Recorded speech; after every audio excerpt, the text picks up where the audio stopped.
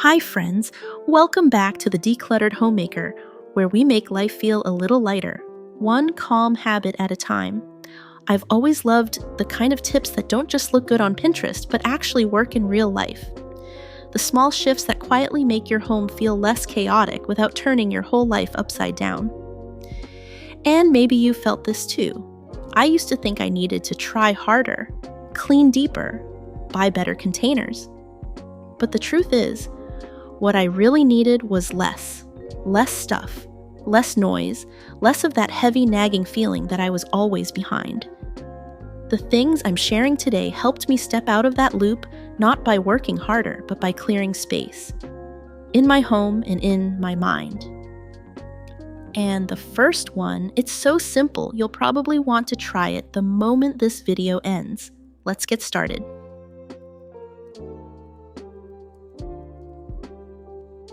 Let's start with the first thing, tools and utensils that just keep piling up. It's funny how we can have a drawer full of kitchen gadgets yet still feel like we have nothing that actually works. You might have 4 spatulas but only ever reach for one, or 3 peelers and somehow none of them feels quite right. And it's not just a kitchen thing. This happens with pens, scissors, tweezers, measuring cups, everything. There was a time when my drawer was so full I had to dig through layers of things I didn't even like using. One of the spatulas had a melted corner. One pair of tongs always pinched my fingers. But I kept them because, well, I already had them. And that's the trap, right? We think I might need it, or it's still usable, so we keep it. But keeping things you never use doesn't make your home more prepared, it makes it more cluttered. So here's what I did. I emptied the drawer. I looked at every single item and asked myself, do I actually choose this one? Not just could it work, but do I love using it? I kept the best version of each thing. One good spatula, one solid pair of tongs, and let the extras go. Since then, that drawer doesn't stress me out. I open it, grab what I need, and move on. No second guessing, no clutter avalanche every time I reach in. It's a small space, but that shift created a kind of quiet. And once you feel that in one drawer, it gets addictive. And once that drawer feels calmer, you start noticing all the other little things stealing that same piece, like the dust that somehow keeps coming back, even when you swear you just cleaned yesterday. Tomorrow, I'll share the method that finally made dusting feel less endless and way more satisfying. You don't want to miss that one. It changes the whole vibe of your space. Let's take that same clarity and move into something that hides in plain sight but fills up fast.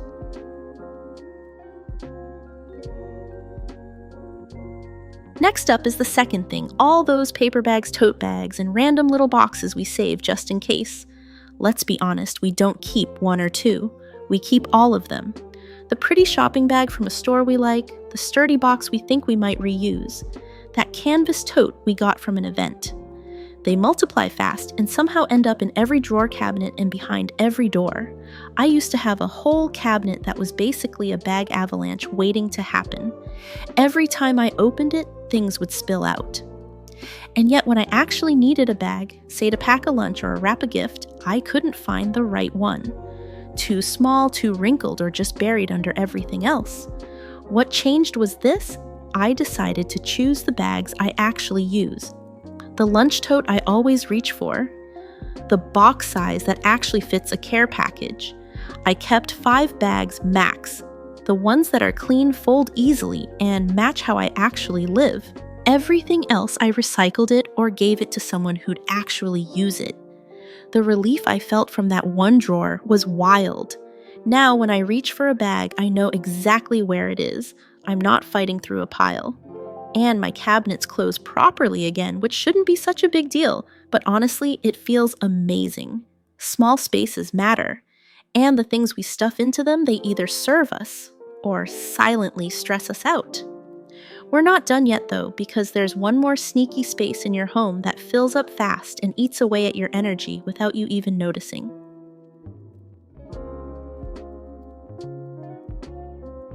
Now let's move on to the third thing, all the packaged foods and gift baskets sitting in your pantry for a special occasion, but somehow never getting used. It's such a common feeling. Your kitchen looks full. Yet when it's time to cook, nothing feels cookable. You open the cabinet and see jars, noodles, snacks, teas, but they all belong to different moods, different seasons, or honestly, different versions of yourself. Some were gifted during holidays, some were bought during a burst of motivation, and some were simply pushed to the back and forgotten. What helped me was treating my pantry the same way I treat my closet by asking, what fits my life today? I pulled everything out and grouped it by expiration date. The things that were close to expiring went into a little use this week basket. Anything I knew I wasn't going to cook, like a sauce I never liked or a snack my kids already forgot about, I passed along to a neighbor who would actually enjoy it. One time, I found 3 unopened boxes of rice paper tucked behind cereal. I kept them because I thought I'd make spring rolls one day. But every time I saw them, instead of feeling inspired, I felt guilty, like I owed my pantry a dish I didn't have energy for. Letting them go felt like clearing a little weight off my shoulders. And with that space freed up, I could actually see what I had, which made planning meals so much simpler. Your kitchen should feel supportive, not demanding. And clearing out those forgotten foods gives you permission to cook for the life you're living right now, not the one you imagined months ago. And as we reset what fills our cabinets, there's another part of the home that asks for the same kind of honesty, the notes and reminders we've left behind long after they stopped being helpful. Ready for the next one.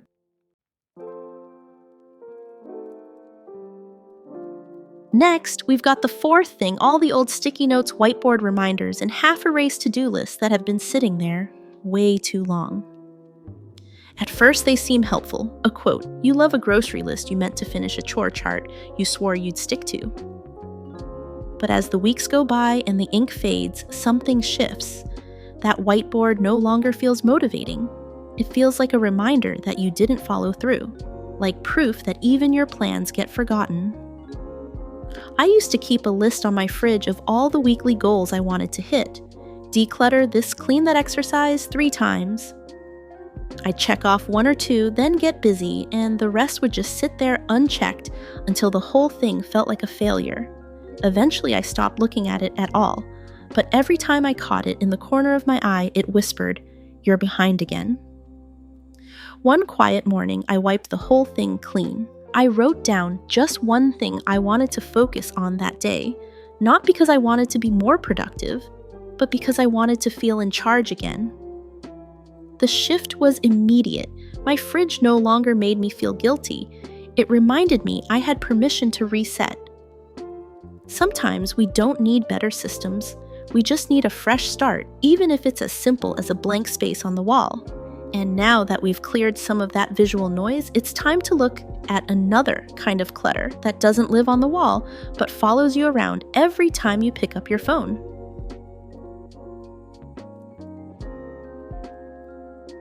Now let's talk about the 5th thing. The digital spaces that leave you feeling heavy even if you didn't notice it at first. It sounds strange, doesn't it? We're talking about decluttering the home, and now I'm asking you to declutter your phone. But if your mind feels overwhelmed, it doesn't really matter how tidy your kitchen drawers are. You'll still feel like the mess is following you around. You open your phone for a quick scroll and suddenly your mood drops. Maybe it's a group chat full of complaints or subtle drama. Maybe it's someone online who always seems one step ahead, shinier, more productive, somehow doing life better than you. You didn't mean to compare, but now you're stuck in it, and it lingers. There was a season when I stayed in a group chat just to be polite, but I noticed every time a message came in, my stomach would tighten.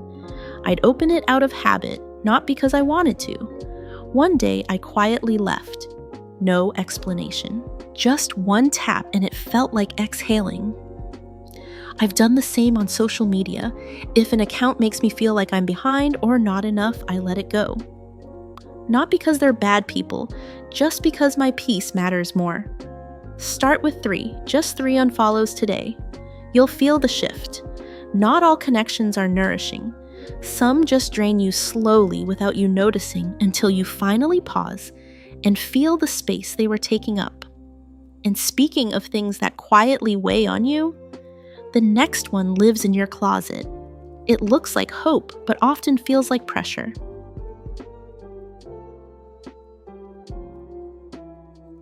And now, up next is the sixth thing, the clothes we keep for a version of ourselves we hope to return to one day. There's a quiet heaviness that comes with getting dressed when your closet is filled with pieces that don't fit anymore. You reach for atop a pair of jeans, a dress you used to love, and instead of feeling excited to get ready, you're suddenly reminded of the weight you didn't lose the routine. You didn't keep up with the body you feel like you should have by now. It turns a simple morning into an emotional negotiation. I used to keep a whole section in my closet labeled in my mind as future me. Beautiful dresses, my favorite jeans from years ago, pieces I loved but couldn't zip button or breathe in. Every morning my eyes would land on them, and before I even chose an outfit, I'd already felt a little defeated. Not because the clothes were wrong, but because they whispered a message I didn't need to hear: you're not there yet. One day, while sorting laundry, I pulled out a dress I hadn't worn in 5 years. I held it up, and instead of imagining myself in it, I realized how long I had been waiting. Waiting to change, waiting to shrink. And waiting meant I wasn't allowing myself to feel good now. So I kept the pieces that made me feel comfortable and confident in the body I live in today, and I gently let the rest go. That small decision shifted everything. My mornings became lighter. My closet stopped judging me. And choosing clothes became a quiet act of self-kindness instead of self-critique. A closet should support who you are, not who you were or who you feel pressured to become. And once we soften the emotional weight in our wardrobe, it becomes easier to face another space where we tend to over-collect without realizing it. The shelves crowded with skincare we thought would change everything, ready for the next one.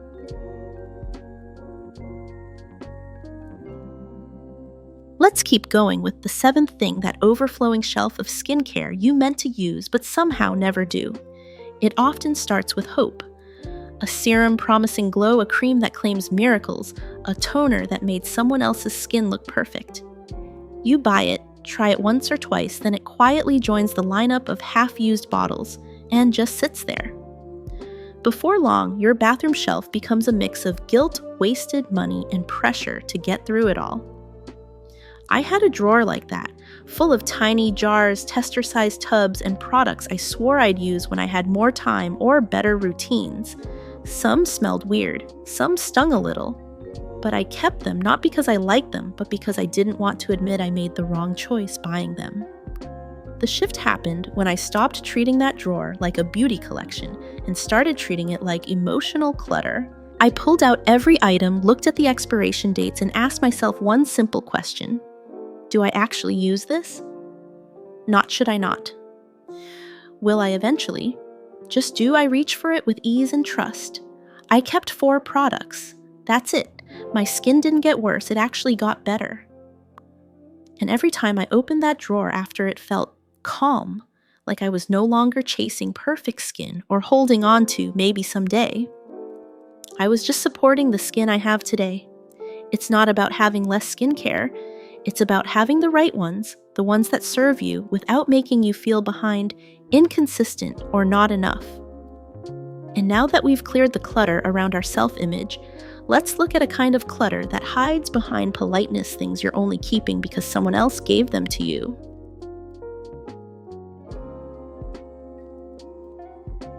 Okay, let's take a look at the 8 things. Gifts that never really fit your life, but still sit in your home out of guilt. We all have them. That candle has a scent that gives you a headache. The mug that doesn't fit your hand. The necklace that's just not your style. You didn't pick it. You don't use it. But you keep it because someone meant well. Because tossing it feels rude. Because what if they notice I had a drawer like that full of well-meaning things that made me feel bad every time I opened it? Not because the gifts were terrible, but because they reminded me of an emotional math I didn't ask for gratitude versus honesty. I thought that keeping them showed appreciation, but what it really did was take up space, physical and emotional, with things I never chose. One day I asked myself, If this didn't come from someone I love, would I still keep it? And if the answer was no, I let it go. I didn't throw away the relationship, I just stopped storing the object. Some things I donated, a few I regifted to people who truly needed them. One or two I kept, not because I felt obligated, but because I genuinely liked them. That distinction changed everything. Now when I look around my home, I don't see any obligation. I see intention. And that feels so much lighter. Your home isn't a museum of politeness. It's a space for who you are, not who you're afraid of disappointing. And when you give yourself that permission, it becomes easier to face the quiet piles we've been postponing for too long, the drawer of things we say we'll figure out later. Let's go there next.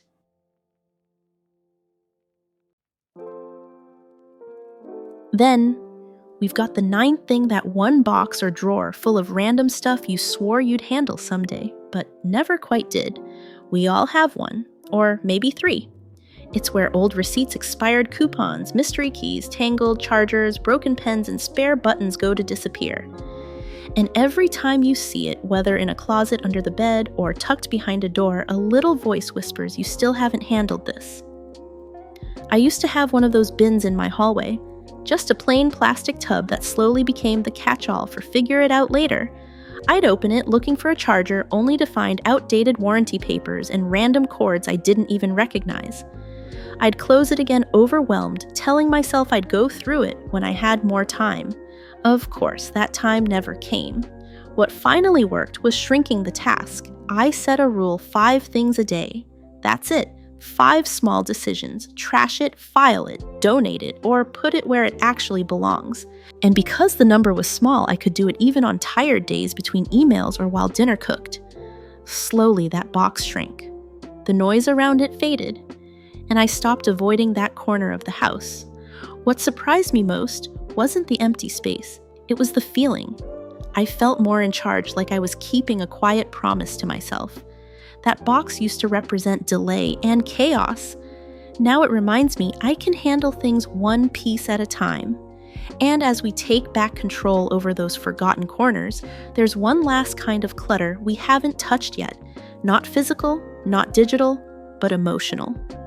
Let's finish with the one thing that truly weighs on your energy each day.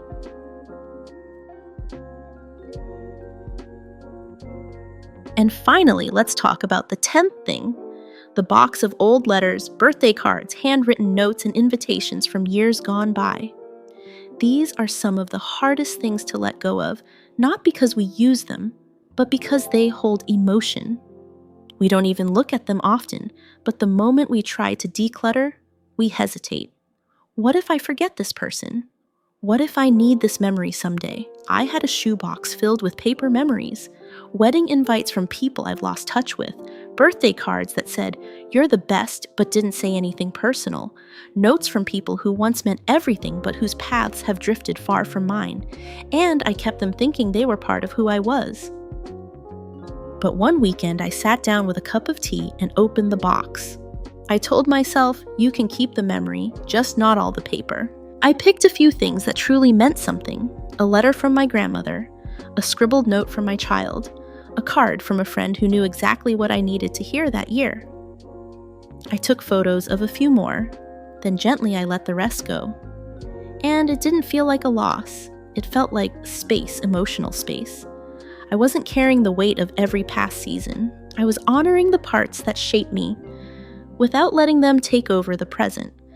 Because the truth is, our homes don't need to be museums of our entire lives. They can hold our most meaningful pieces and still leave room to breathe, grow, and enjoy where we are now.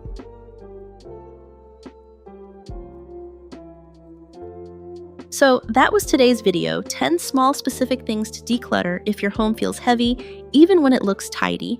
From skincare you never used to letters you've kept for years. These aren't just objects, they're quiet mental weights, and releasing them. That's where the real shift begins. If just one of these things made you exhale a little deeper, that's more than enough for today. You don't need to declutter everything, you just need to start where the tension lives, And if you're still here, I know you're someone who craves ease not just for your space, but for your time and energy too. That's why tomorrow's video is one I think you'll really want to catch. It's not just about dusting, it's about a small shift that makes your whole home feel cleaner longer with less effort. So if you've ever wiped a surface only to feel like it's dusty again the next day, don't miss it. I promise you'll look at your routine a little differently. If this video helped you in any way, feel free to like or subscribe, not for the algorithm, but so you don't miss the little things that make life feel more livable again.